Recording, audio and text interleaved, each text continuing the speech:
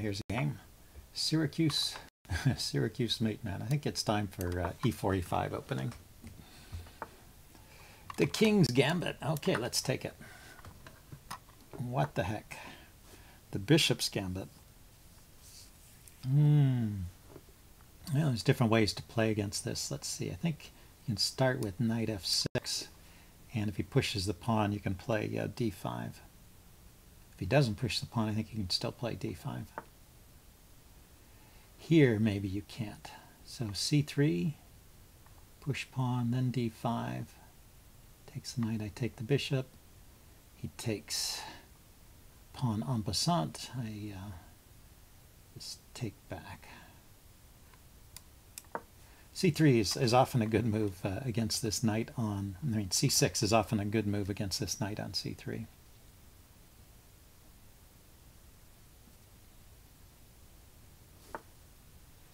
Okay, so let's get in that move. d5, that's the whole idea. Got the knight and the pawn supporting it, so should be good.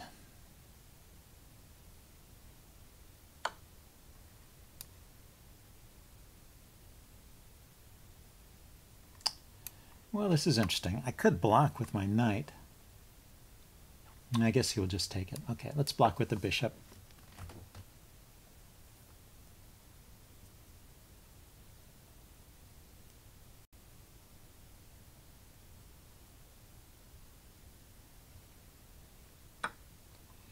And I have to take with the pawn. And then he's got a check. Let's block the check with the knight, get the knight out to a good square. Then he gets his pawn back, and I castle. I'm going to play rook to e8 quickly and try to take advantage of his king. He'll probably castle queenside immediately, yeah. So this should be about an even game. I think we both are getting our pieces out, but I have ideas on the c file here. So bishop f4, rook to c, bishop f5, rook to c8, knight to b5. Might be interesting. Let's try it. Even knight b4 right here. Depending on what he does, that threatens this pawn, which is actually oh no, he can move the pawn forward. But if he moves the pawn forward, then his king is prevented from running to safety. So that can be good. Let's see. Yeah, neither side has the bishop pair. Let's see, it's 3 and 2 and 1, and he has 4 and 2. He actually has a slightly better pawn structure, but I don't think that's a serious deficit for me. It looks like my pieces are pretty active here. So if I play knight b4 immediately, and he plays c3, maybe I could even come in here with the, no, I can't. I can take that pawn though. Yeah, let's just go with knight b4. He's got knight to d5. Maybe that's his idea. Oh, his idea is to defend with the bishop. But that leaves the a-pawn hanging. Why don't I take that?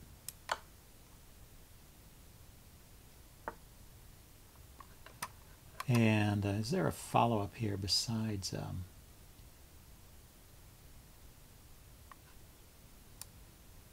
No, I don't see it. So rook to c8, intensifying the pressure on c2 there. Now the c-pawn is pinned. He can double on the e-file and try and win my bishop. But he went with this knight, knight d5 idea. So I'm going rook c8. His knight is not going to cause me any problems here. Don't see any big problems there.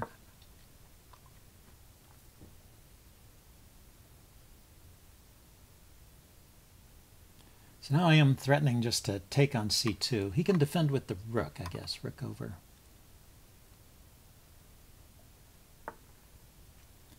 And then, or rook up. Okay.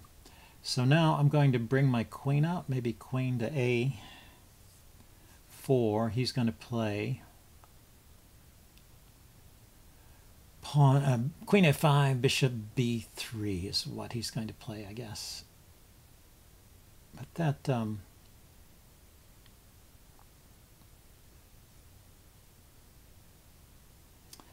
open A file looks like it ought to be good for something.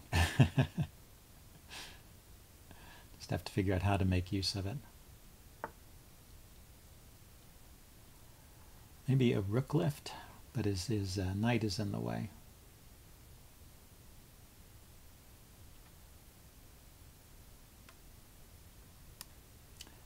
Maybe I trade off his knight. Also, it gets my bishop away from where it might have suffered from a discovered attack.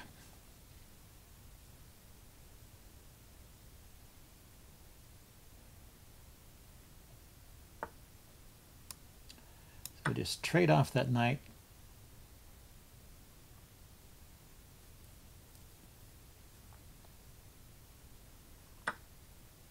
And play rook here. If he takes my bishop, rook there, he moves the king, I checkmate. Is there any way you can stop the checkmate after rook 2? Rook c6. Rook c6, queen takes bishop, rook a6, and it's his move and mate is threatened. He can't block the diagonal with the bishop or a pawn, can't interpose a piece. I think that is winning. If he takes the bishop. If he doesn't take the bishop, then I've just gained a tempo on this attack, and he still has to find some kind of defense to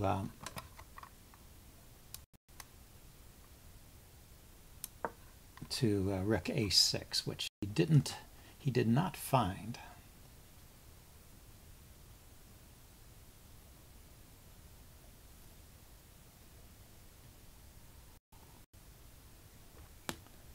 Well, anyway, this is a nice example of how those tactical openings can backfire on you. Hope you guys enjoyed it. I will do a postmortem and see you guys later. Bye.